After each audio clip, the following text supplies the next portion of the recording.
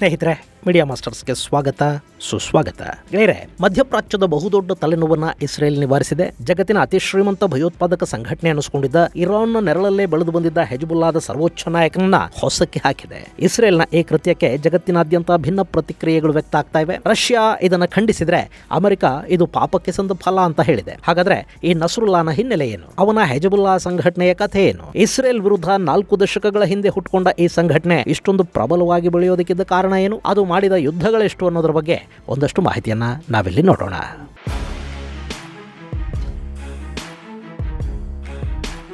ಗೆಳೆಯರೆ, Israel Iran ಮತ್ತು ಹೆಜ್ಬುಲ್ಲಾಗೆ ಮರ್ಮಾಘಾತವನ್ನು ಕೊಟ್ಟಿದೆ. ಕಳೆದ 32 ವರ್ಷಗಳಿಂದ ಹೆಜ್ಬುಲ್ಲಾನ ಮುನ್ನಡೆಸಿಕೊಂಡು ಬರ್ತಾ ಇದ್ದ ಹಸನ್ ನಸ್ರಲ್ಲಾನನ್ನ ಇಸ್ರೇಲಿ ಪಡೆಗಳು ಹೊಡೆದು ಹಾಕಿವೆ. ಈ ಮೂಲಕ 4 ದಶಕಗಳ ಇಸ್ರೇಲ್ ಮತ್ತು ಹೆಜ್ಬುಲ್ಲಾದ ನಡುವಿನ ಸಂಘರ್ಷಕ್ಕೆ ತಾತ್ಕಾಲಿಕ ತೆರೆ ಬಿದ್ದಿದೆ. ಇಲ್ಲಿ ತಾತ್ಕಾಲಿಕ ಅಂತ ಯಾಕಂತಿದ್ದೀನಿ ಅಂದ್ರೆ, ಈ ನಸ್ರಲ್ಲಾನ ಸಾವಿನ ಬಳಿಕ ಒಂದಷ್ಟು ದಿನಗಳ ಕಾಲ ಹೆಜ್ಬುಲ್ಲಾಗಳು ಸುಮ್ಮನೆ ಇರಬಹುದು. ಆನಂತರ ಮತ್ತವರು ತಮ್ಮ ಶಕ್ತಿಯನ್ನು ಹೆಚ್ಚು ಮಾಡ್ಕೋತಾರೆ. ಅಲ್ಲಿಗೆ ಈಗಾಗಲೇ ಹಾಶಮ್ ಸಫಿಯುದ್ದೀನ್ ಅನ್ನ ಕೂಡಿಸುವ ಪ್ರಯತ್ನಗಳು ಆರಂಭ ಆಗಿವೆ. ಈಗಾಗಲೇ ಇರಾನ್ ತನ್ನ ಕುದ್ಸ್ ಫೋರ್ಸ್ನ 2 ಹಿರಿಯ ಅಧಿಕಾರಿಗಳನ್ನ ಲೆಬನಾನ್ಗೂ ಕಳುಹಿಸಿಕೊಟ್ಟಿದೆ. ಅವರು ಹೆಜ್ಬುಲ್ಲಾಗೆ ಮುಂದಿನ ಕಾರ್ಯಾಚರಣೆಗಳ ಬಗ್ಗೆ ಗೈಡ್ ಮಾಡ್ತಾರೆ ಮತ್ತು ಆ ಗುಂಪಿನ ಪುನರ್ ಸಂಘಟನೆಗೆ ಸಹಾಯವನ್ನು ಮಾಡ್ತಾರೆ. ಹೀಗಾಗಿ ಅಲ್ಲಿ ಮತ್ತೆ ಇಸ್ರೇಲ್ ವಿರುದ್ಧ ಸಂಘರ್ಷ ಮುಂದುವರಿತಾ ಹೋಗುತ್ತೆ. ಉಗ್ರವಾದ ಅನ್ನೋದಿದೆ ನೋಡಿ, ಇದು ಒಂಥರ ರಕ್ತ ಬೀಜಾಸುರ ಸಂತತಿ ಇದ್ದ ಹಾಗೆ. ಒಬ್ಬ ಉಗ್ರನ ರಕ್ತ ಭೂಮಿಗೆ ಬಿದ್ದರೆ ಅಲ್ಲಿ 10 ಭಯೋತ್ಪಾದಕರು ಹುಟ್ಕೋತಾರೆ. ಇಲ್ಲಿ ಕೂಡ ಹಾಗೆ ಆಗಬಹುದು. ಆದರೆ ಸದ್ಯಕ್ಕಂತೂ ಹೆಜ್ಬುಲ್ಲಾಗೆ ಹಾಗೂ ಅದರ ಅಪ್ಪ ಇರಾನ್ಗೆ ಇದು ಬಹುದೊಡ್ಡ ಹಿನ್ನಡೆ ಅಂತ ಹೇಳಿದ್ರೆ ತಪ್ಪೇನಾಗೋದಿಲ್ಲ.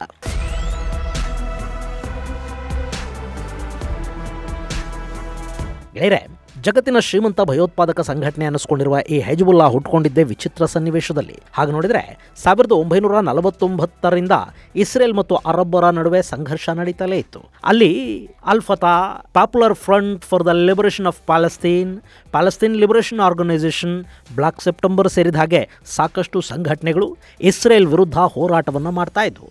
ಹೀಗಿರುವಾಗಲೇ 1967ರ ಸುಮಾರಿಗೆ ಇಸ್ರೇಲ್ ವೆಸ್ಟ್ ಬ್ಯಾಂಕ್ ಪ್ರದೇಶವನ್ನು ಕೂಡ ತನ್ನ ಹಿಡಿತಕ್ಕೆ ತಗೊಂಡ ಪರಿಣಾಮ ಈ ವೆಸ್ಟ್ ಬ್ಯಾಂಕ್ ಅಲ್ಲಿದ್ದ ಪ್ಯಾಲೆಸ್ತೀನಿ ಹೋರಾಟಗಾರರು ಅಲ್ಲಿಂದ ಜೋರ್ಡಾನ್ಗೆ ಹೋಗಬೇಕಾಗಿ ಬರುತ್ತೆ. ಜೋರ್ಡಾನ್ನ ರಾಜ ಅವರಿಗೆ ಅವತ್ತು ಆಶ್ರಯವನ್ನು ಕೊಡ್ತಾನೆ. ಆದರೆ ಪ್ಯಾಲೆಸ್ತೀನಿಯರ ಮನಸ್ಥಿತಿ ಹೇಗಿತ್ತು ಅಂದ್ರೆ, ಆಶ್ರಯ ಕೊಟ್ಟ ಜೋರ್ಡಾನ್ ರಾಜನನ್ನೇ ಕೆಳಗಿಳಿಸಿ ಜೋರ್ಡಾನ್ ನಲ್ಲೊಂದು ಪ್ಯಾಲೆಸ್ತೀನನ್ನ ಸ್ಥಾಪನೆ ಮಾಡೋದಕ್ಕೆ ಅವರು ಮುಂದಾಗ್ಬಿಡ್ತಾರೆ. ಈ ವಿಷಯ ಗೊತ್ತಾದ ಜೋರ್ಡಾನ್ ಸೈನ್ಯ ಪ್ಯಾಲೆಸ್ತೀನಿ ಹೋರಾಟಗಾರರನ್ನ ಅಲ್ಲಿಂದ ಓಡಿಸುತ್ತೆ.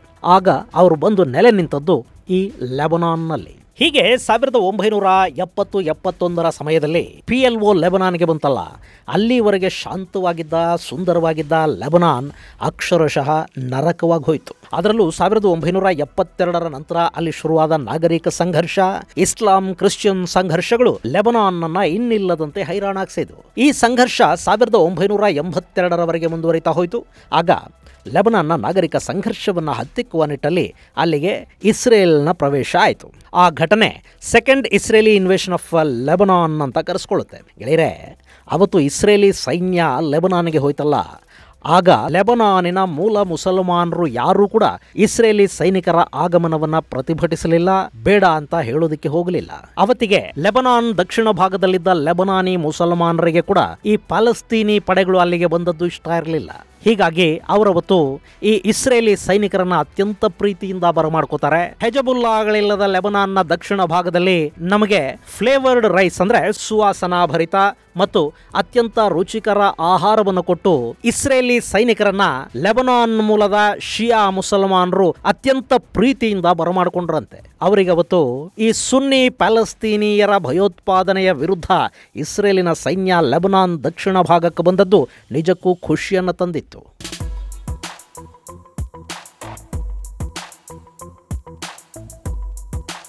ಗೆಳೆಯರೆ, ಈ ಪ್ಯಾಲೆಸ್ತೀನ್ ಮೂಲದ ಅಲ್-ಫತಾ ಲೆಬನಾನ್ಗೆ ಹೋದ ಮೇಲೆ ಆ ಸಂಘಟನೆಯ ಹೆಸರನ್ನ ಪ್ಯಾಲೆಸ್ತೀನ್ ಲಿಬರೇಷನ್ ಆರ್ಗನೈಸೇಷನ್ ಅಂತ ಬದಲಿಸ್ಕೊಳ್ತು.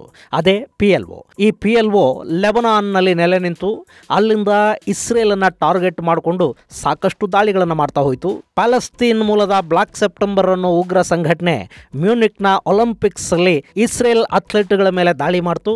ಹೀಗೆ ಇಸ್ರೇಲ್ನ ಕೆಣಕಿದ್ದಲ್ಲದೆ ಲೆಬನಾನ್ನಲ್ಲಿನ ಸರ್ಕಾರವನ್ನು ಕೂಡ ಅಸ್ಥಿರಗೊಳಿಸುವ ಪ್ರಯತ್ನವನ್ನ ಅವತ್ತು ಈ PLO ಮಾಡೋದಕ್ಕೆ ಶುರು ಮಾಡ್ತು. ಹೀಗಾಗಿ ಅಲ್ಲಿನ ಮ್ಯಾರನೈಟ್ ಕ್ರಿಶ್ಚಿಯನ್ರು ಪಾಲಸ್ತೀನಿಗಳ ವಿರುದ್ಧ ಹೋರಾಟಕ್ಕೆ ನಿಂತುಬಿಟ್ರು. ಅಲ್ಲಿ ಅವರಿಗೊಂದು ಬ್ಯಾಕಪ್ನ ಅಗತ್ಯ ಆಯಿತು. ಅದನ್ನ ಇಸ್ರೇಲ್ ತುಂಬಿತು. ಹೀಗೆ ಇಸ್ರೇಲಿ ಪಡೆಗಳು ಲೆಬನಾನ್ಗೆ ನುಗ್ತಾ ಇದ್ದ ಹಾಗೆ ಅಲ್ಲಿದ್ದ PLO ಲೆಬನಾನ್ ಅನ್ನು ಬಿಟ್ಟು ಟ್ಯುನೇಷಿಯಾಗೆ ತನ್ನ ನೆಲೆಯನ್ನು ಬದಲಿಸಿಕೋಬೇಕಾಗಿ ಬಂತು. ಆದರೆ ಅದರ ಪ್ರಾಕ್ಸಿಗಳು ಇಸ್ರೇಲ್ ಸೇನೆಯ ವಿರುದ್ಧ ಹೋರಾಟವನ್ನು ಮುಂದುವರಿಸ್ತಾ ಬಂತು.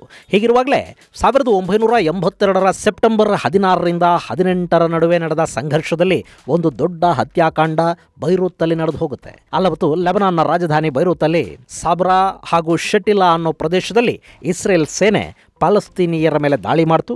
ಆ ದಾಳಿ ಹೇಗಿತ್ತು ಅಂದರೆ, ಪ್ಯಾಲೆಸ್ತೀನಿ ಅಂತ ಗುರುತಿಸಿಕೊಂಡವರನ್ನೆಲ್ಲ ಲೆಬನಾನ್ ಪಡೆಗಳು ಅಂದರೆ ಕ್ರೈಸ್ತ ಪಡೆಗಳು ಕೊಂದು ಹಾಕೋದಕ್ಕೆ ಶುರು ಮಾಡಿದ್ವು. ಇದಕ್ಕೆ ಇಸ್ರೇಲ್ ಸೇನೆಯ ಸಹಕಾರ ಕೂಡ ಇತ್ತು. ಈ ಹಂತದಲ್ಲಿ ಅಲ್ಲೊಂದಷ್ಟು ಲೆಬನಾನ್ನ ಮುಸಲ್ಮಾನರು ಕೂಡ ಸಾವಿಗೀಡಾದರು. ಇದು ಲೆಬನಾನ್ನಲ್ಲಿನ ಸ್ಥಳೀಯ ಮುಸ್ಲಿಮರ ಆಕ್ರೋಶಕ್ಕೆ ಕಾರಣ ಆಯಿತು.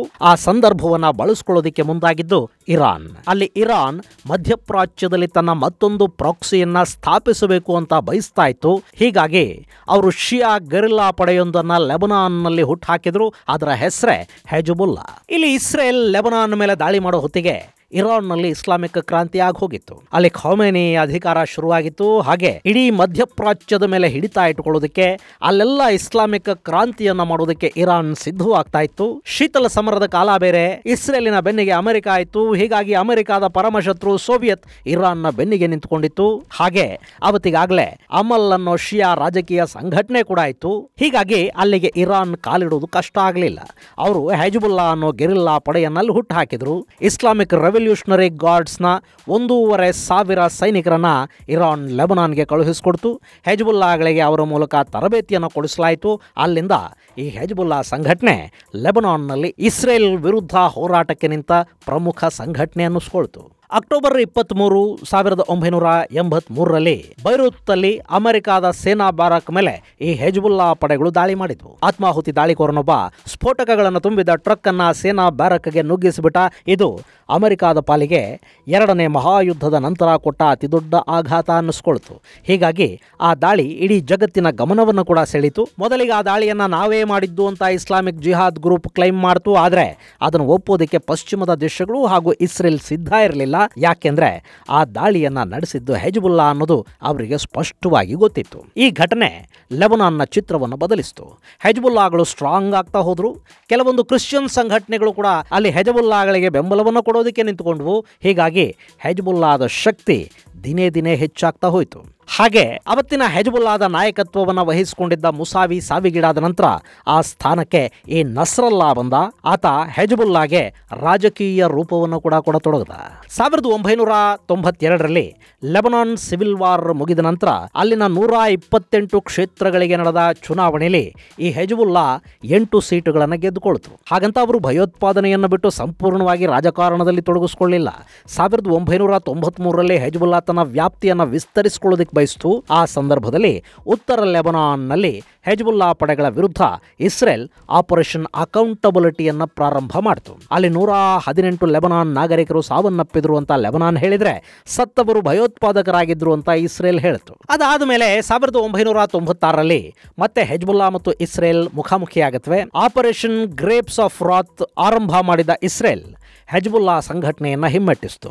ಈ ಘಟನೆಯ ನಂತರ ಸಾಕಷ್ಟು ಅಂತಾರಾಷ್ಟ್ರೀಯ ಒತ್ತಡದ ಬಳಿಕ ಇಸ್ರೇಲಿ ಪಡೆಗಳು ದಕ್ಷಿಣ ಲೆಬನಾನ್ನಿಂದ ಹೊರಬಂದು, ಆದರೆ 2006ರಲ್ಲಿ ಮತ್ತೆ ಹೆಜ್ಬುಲ್ಲಾ ಇಸ್ರೇಲನ್ನು ಕೆಣಕ್ತು. 2 ಇಸ್ರೇಲಿ ಸೈನಿಕರನ್ನ ಹೆಜ್ಬುಲ್ಲಾಗಳು ಸೆರೆ ಹಿಡಿದ್ರು. ಇದು ಮತ್ತೆ ಇಸ್ರೇಲ್ ಹಾಗೂ ಹೆಜ್ಬುಲ್ಲಾ ನಡುವೆ ಸಂಘರ್ಷಕ್ಕೆ ಕಾರಣ ಆಯಿತು. ಆ ಸಂಘರ್ಷದಲ್ಲಿ 1200 ಮಂದಿ ಲೆಬನಾನಿಗಳು ಮೃತಪಟ್ಟರೆ ಇಸ್ರೇಲ್ 158 ಮಂದಿಯನ್ನು ಕಳ್ಕೊಳ್ತು. ಈ ಘಟನೆಯ ನಂತರ ಹೆಜ್ಬುಲ್ಲಾ ತನ್ನ ಕಾರ್ಯತಂತ್ರವನ್ನು ಬದಲಿಸಿಕೊಳ್ತು. ತನ್ನ ಮಿಲಿಟೆಂಟ್ ಪಡೆಗಳಿಗೆ ಹೆಚ್ಚಿನ ತರಬೇತಿಯನ್ನು ಕೊಡಿಸ್ತು. ಅವರನ್ನು ಸೈನಿಕರ ರೀತಿಯಲ್ಲಿ ತಯಾರು ಮಾಡಿತು. 2012ರ ಹೊತ್ತಿಗೆ ಹೆಜ್ಬುಲ್ಲಾದ ಸೇನೆ ಸಿರಿಯಾ ಸರ್ಕಾರದ ಪರವಾಗಿ ನಿಂತು ಯುದ್ಧ ಮಾಡುವ ಜವಾಬ್ದಾರಿಯನ್ನು ತಗೊಳ್ತು. ಹೀಗದನ್ನು ಬೆಳೆಸಿದ್ದು ಹಸನ್ ನಸ್ರಲ್ಲಾ.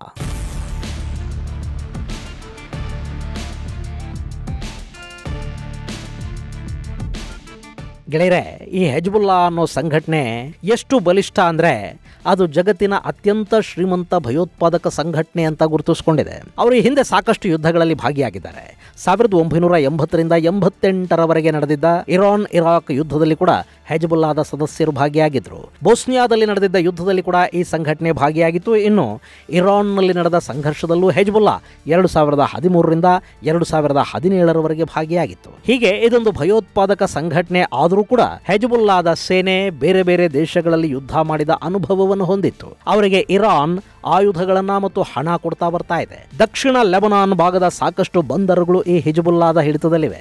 ಹೀಗಾಗಿ ಆಯುಧ, ಡ್ರಗ್ಸ್, ಕಳ್ಳ ಸಾಗಾಣಿಕಾ ಜಾಲಗಳಿಗೆ ಕೂಡ ಹೆಜ್ಬುಲ್ಲಾ ನೆರವು ಕೊಡುತ್ತೆ. ಹೀಗಾಗಿ ಅವರಿಗೆ ಹಣ, ಆಯುಧಗಳ ಕೊರತೆ ಕೂಡ ಇಲ್ಲ. ಅವಕಾಶ ಸಿಕ್ಕಾಗ್ಲೆಲ್ಲ ಹೆಜ್ಬುಲ್ಲಾ ಇಸ್ರೇಲ್ ಅನ್ನ ಕೆಣಕ್ತಾ ಇರತ್ತೆ. ಆದರೆ ಇಸ್ರೇಲಿನ ಶಕ್ತಿಯ ಮುಂದೆ ಅವರ ತಾಕತ್ತು ಸಾಕಾಗ್ತಾ ಇಲ್ಲ. ಇನ್ನು ಈಗ ಹೆಜ್ಬುಲ್ಲಾ ನಾಯಕನ ಸಾವು ಬರೀ ಸಂಘಟನೆಯನ್ನ ಮಾತ್ರ ಅಲ್ಲ, ಇರಾನ್ ಅನ್ನು ಕೂಡ ಆತಂಕಕ್ಕೆ ದೂಡ್ತಾ ಇದೆ. ಇಲ್ಲೊಂದು ಫೋಟೋ ಇದೆ ನೋಡಿ. ಎಡಭಾಗದಲ್ಲಿರೋದು ಇರಾನಿನ ಸರ್ವೋಚ್ಚ ನಾಯಕ ಖಮೇನಿ, ಬಲಭಾಗದಲ್ಲಿ ನಿಂತಿರೋದು ಇರಾನಿನ ರೆವಲ್ಯೂಷನರಿ ಗಾರ್ಡ್ಸ್ ಮುಖ್ಯಸ್ಥ ಕಾಸಿಂ ಸುಲೇಮಾನಿ, ಮಧ್ಯದಲ್ಲಿ ನಿಂತಿರೋದು ಹೆಜ್ಬುಲ್ಲಾ ಮುಖ್ಯಸ್ಥನಾಗಿದ್ದ ಹಸನ್ ನಸ್ರಲ್ಲಾ. ಈಗ ಈ ಫೋಟೋದಲ್ಲಿರೋ ಸುಲೇಮಾನಿನೂ ಇಲ್ಲ, ನಸ್ರಲ್ಲಾನೂ ಇಲ್ಲ, ಉಳಿದಿರೋದು ಖಮೇನಿ ಮಾತ್ರ. ಹೀಗಾಗಿ ಇರಾನ್ ಕೂಡ ಹೆದರಿದೆ. ಖಮೇನಿಯನ್ನು ಸುರಕ್ಷಿತ ಸ್ಥಳಕ್ಕೆ ಕರೆದೊಯ್ಯಲಾಗಿದೆ. ಮೊನ್ನೆ ತುರ್ತು ಸಭೆ ನಡೆಸಿದ ಖಮೇನಿ ಇಸ್ರೇಲಿನ ದಾಳಿಯನ್ನು ಖಂಡಿಸಿದ್ದಾರೆ. ಆ ದಾಳಿಗೆ ಪ್ರತೀಕಾರವನ್ನು ಹೆಜ್ಬುಲ್ಲಾ ಹೇಳುತ್ತೆ ಅಂದಿದ್ದಾರೆ. ಇಸ್ಲಾಮಿಕ್ ರೆಸಿಸ್ಟೆನ್ಸ್ ಫೋರ್ಸ್ಗಳು ಹೆಜ್ಬುಲ್ಲಾದ ಬೆನ್ನಿಗೆ ನಿಂತುಕೊಳ್ಳುತ್ತವೆ ಅಂತ ಕೂಡ ಹೇಳಿದ್ದಾರೆ. ಆದರೆ ಎಲ್ಲೂ ಕೂಡ ಇಸ್ರೇಲ್ ವಿರುದ್ಧ ಇರಾನ್ ಪ್ರತೀಕಾರ ಹೇಳುತ್ತೆ ಅನ್ನೋ ಮಾತು ಈ ಸರ್ವೋಚ್ಚ ನಾಯಕ ಖಮೇನಿಯ ಬಾಯಲ್ಲಿ ಬಂದಿಲ್ಲ. ಆ ತುರ್ತು ಸಭೆಯಲ್ಲಿ ಕೂಡ ಕಟ್ಟರ್ವಾದಿಗಳು ತಕ್ಷಣ ಇಸ್ರೇಲ್ ಮೇಲೆ ದಾಳಿ ಮಾಡೋ ಸಲಹೆಯನ್ನು ಕೊಟ್ರೆ ಇರಾನ್ನ ಅಧ್ಯಕ್ಷ ಪೆಜೆಶ್ಕಿಯಾನ್ ಮತ್ತವರ ಒಂದಷ್ಟು ಬೆಂಬಲಿಗರು ಮಾತ್ರ ನಾವೀಗ ಇಸ್ರೇಲ್ ವಿರುದ್ಧ ಯುದ್ಧಕ್ಕೆ ನಿಂತರೆ ಯಹೂದಿಗಳ ಟ್ರ್ಯಾಪ್ಗೆ ನಾವು ಬಿದ್ದ ಹಾಗಾಗತ್ತೆ, ದೇಶದ ಆರ್ಥಿಕ ಪರಿಸ್ಥಿತಿ ಸರಿ ಇಲ್ಲ, ಈಗ ಯುದ್ಧದ ಮಾತು ಎತ್ತೋದಕ್ಕೆ ಹೋಗಬೇಡಿ, ಬದಲಿಗೆ ಪ್ರಾಕ್ಸಿಗಳ ಮೂಲಕ ಇಸ್ರೇಲ್ಗೆ ಪಾಠ ಕಲಿಸೋಣ ಅಂತ ಹೇಳಿದ್ದಾರೆ. ಹೀಗೆ ಇರಾನ್ನಲ್ಲಿ ಕೂಡ ಈಗ ಕಟ್ಟರ್ವಾದಿಗಳು ಹಾಗೂ ಉದಾರವಾದಿಗಳ ನಡುವೆ ಒಂದಷ್ಟು ಜಗಳಗಳಿಗೆ, ಮನಸ್ತಾಪಗಳಿಗೆ, ಭಿನ್ನಾಭಿಪ್ರಾಯಗಳಿಗೆ ಈ ನಸ್ರಲ್ಲಾನ ಸಾವು ಕಾರಣ ಆಗ್ತಾ ಇದೆ. ಹೀಗಾಗಿನೇ ಖಮೇನಿ ಮುಂದೆ ಏನು ಮಾಡಬೇಕು ಅನ್ನೋದನ್ನು ಸ್ಪಷ್ಟವಾಗಿ ಹೇಳೋದಕ್ಕೆ ಸಾಧ್ಯ ಆಗ್ತಾ ಇಲ್ಲ. ಇದು ಮುಂದಿನ ದಿನಗಳಲ್ಲಿ ಇರಾನ್ ಹಾಗೂ ಇಸ್ರೇಲ್ ನಡುವಿನ ಸಂಘರ್ಷವನ್ನು ಎಲ್ಲಿಗೆ ತಗೊಂಡು ಹೋಗುತ್ತೆ ಅನ್ನೋದನ್ನು ಕಾದು ನೋಡಬೇಕು. ಇನ್ನು ಮತ್ತೊಂದು ಕಡೆ ಗಾಜಾ ಮತ್ತು ಲೆಬನಾನ್ ಮೇಲಿನ ದಾಳಿಯನ್ನ ಮುಂದುವರಿಸುತ್ತಲೇ ಇಸ್ರೇಲ್ ಹೌತಿಗಳನ್ನ ಟಾರ್ಗೆಟ್ ಮಾಡ್ಕೋತಾ ಇದೆ. ಇಲ್ಲಿ ಇಸ್ರೇಲ್ ಮತ್ತು ಹೌತಿಗಳ ನಡುವೆ ಸಂಘರ್ಷ ಶುರುವಾಗಿಬಿಟ್ರೆ ಈ ಅರಬ್ ಪೆನಿನ್ಸುಲಾ ಇದೆಯಲ್ಲ, ಇಲ್ಲಿನ ಸಾಕಷ್ಟು ದೇಶಗಳು ಇಸ್ರೇಲ್ ಅನ್ನ ಪ್ರೀತಿಸೋದಕ್ಕೆ ಶುರು ಮಾಡಿಬಿಡುತ್ತವೆ. ಅದು ಹೇಗೆ ಮತ್ತು ಯಾಕೆ ಅನ್ನೋದನ್ನ ನಿಮಗೆ ಮುಂದಿನ ಸಂಚಿಕೆಯಲ್ಲಿ ಹೇಳ್ತೀನಿ. ಅಲ್ಲಿವರೆಗೆ ಜೈ ಹಿಂದ್, ಜೈ ಕರ್ನಾಟಕ.